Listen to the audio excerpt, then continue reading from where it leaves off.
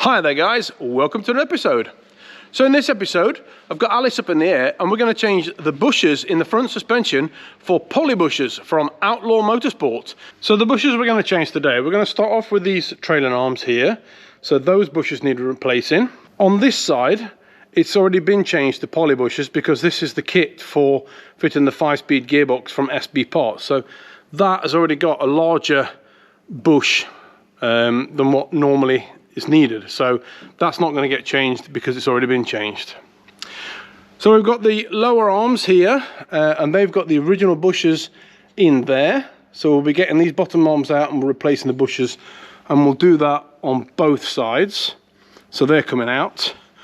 And then we've also got up there the shock mounts, so we need to get the shock absorber down. What I'm thinking, and we'll see if it works, because I'm going to take this out, I'm going to take the bottom arm out, and I'm going to have to take the shock absorber out as well. I may take that bolt off, that bolt off, that bolt off there, leave the caliper in place, take out the drive shaft and the steering rack, and I'll be able to pull the whole hub assembly out as one unit, and I'll be able to change most of the parts as one separate unit. So how many of you have already spotted the problem? If you have, put a comment down below and let me know. Now on this side, I'm not taking that off. I won't be taking that off either. It'll be the bottom arm, so that will come off as one separate unit, and the top shock absorber will probably come off as one unit, and I'll leave the rest in place. But as I'm changing most of the bushers on that side, I'll have to start with that side, I think. The other thing I've got, but I don't have it at the moment, it's with the red Fiesta, is the bushers for the steering rack. So that one there and that one there. Now they came with the red Fiesta car. I don't know quite why there was a mix up, but he bought a Mark 1 kit instead of a Mark 2. But these fit my car, so I'll be able to change them.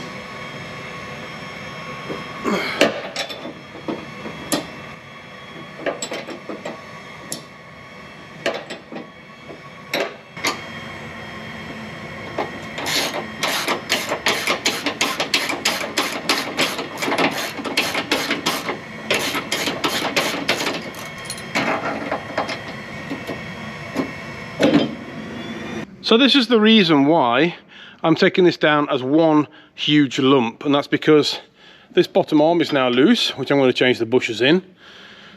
This is now loose, which I'm going to change the bushers in. And the shock absorber is only held in at the moment with the two nuts at the top, and then this whole lump comes down as one. Rather than me taking the individual parts off and changing the bushers and putting individual parts back, I can take down this whole leg, change all the individual parts, and then put it all back up again with its all new bushers. Have you spotted it yet? Okay, I've just realised that I'm going to have to take this off, which is one of the pieces that I was hoping I wasn't going to have to take off, because the bushers are pressed into it. Now, unless I can get the bushers out of there and press the new ones in without taking that down, I'm going to have to take it down. Now, the reason I didn't want to take it down is because that bolt there, the alternator is so close to it, I'm not going to be able to get that bolt out without taking the alternator off as well, and I was trying to avoid that. Nope. That's not my cock up.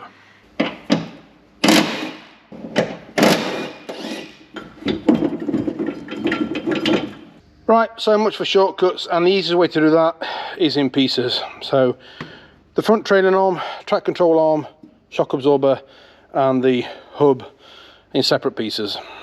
Never mind, I gave it a go.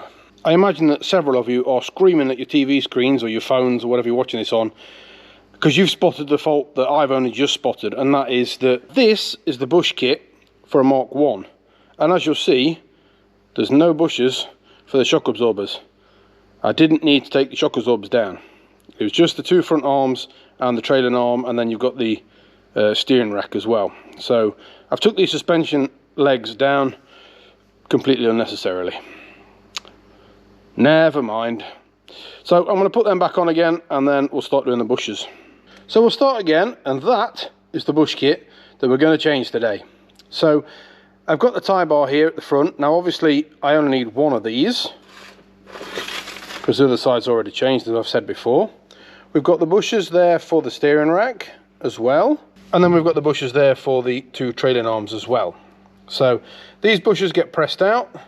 These ones are just simple bolt in, bolt out, and these ones also need to be pressed out, and hopefully I can press them out in place.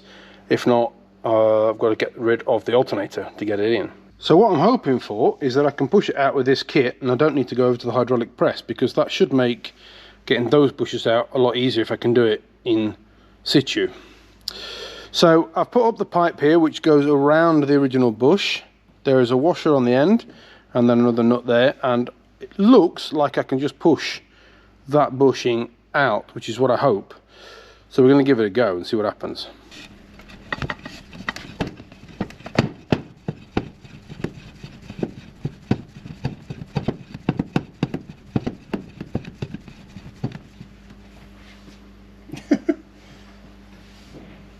Well, that was easy.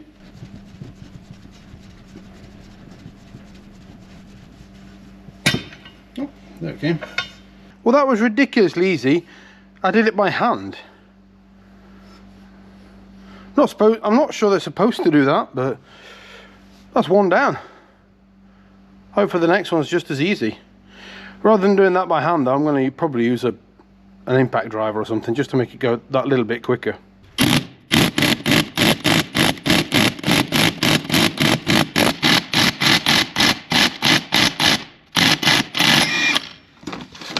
So let's get the new ones in here then and see how that goes together. So the kit comes with two bushes, one on either side, and then a metal sleeve to go in between them. And I believe that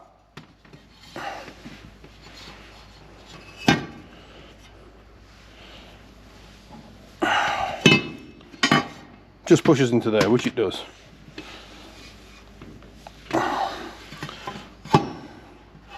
So that just pushes into there.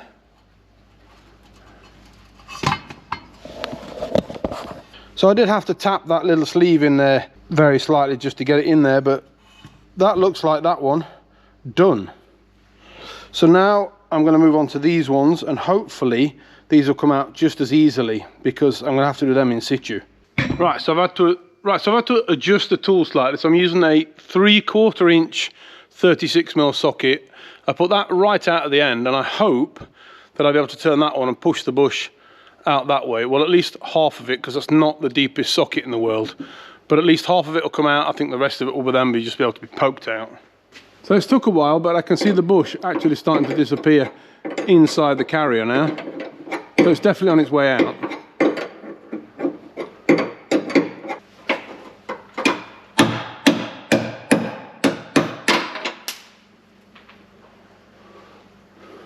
Well, I got that out as well.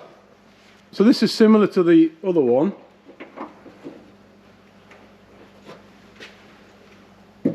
That those push in, and they literally push in.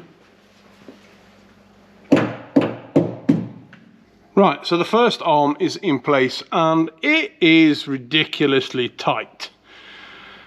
So mistake number one was I didn't put any lube on it, so I've just put a little bit of grease on the bushes and on the pipe that's gone in there, and then a little bit on the outside. Basically put grease on everything, and then it's a matter of forcing it in there. I've had to take a rubber mallet and kind of force it in there, but that is now in its position, and it's a pain, an absolute pain in the neck to get in there. Right, so that's that side all built back up again. The nice yellow bush there, and the nice yellow bushes in there. So now all I've got to do is wrestle the other side and get it in that hole. Right, so that is that side in. Now this side is always awkward because of this bar here. It's really, really tight and really, really difficult to get in. So I wasn't surprised that that one fought me a lot more than that side. So this kit has come from Outlaw Motorsports, not sponsored in any way. But yeah, it's quite a nice kit. The only thing I've got left to do now is those ones, and they're pretty much under the bolts of the carrier. Pull off the old one, put the new one on. So these are the old bushers. Basically just pry off, they're just joined in the bottom like that. Not really sure if these were actually worn out or anything, but they came with the kit, so I'm going to change them. These ones are joined on the corner, and this one's joined in the bottom. So basically I just pry the steering rack away from the bulkhead. I'll be able to snap that around it and then just bolt it back in place again. So hopefully these are the easy bushers to fit. It's a little bit tight, the gearbox is a bit in the way, and this probably would have been a lot easier to do before I put the engine in, but I didn't know I was getting a kit at the time. Steering column bushers, one there and one on the other side. Both the trailing arm bushers there and there.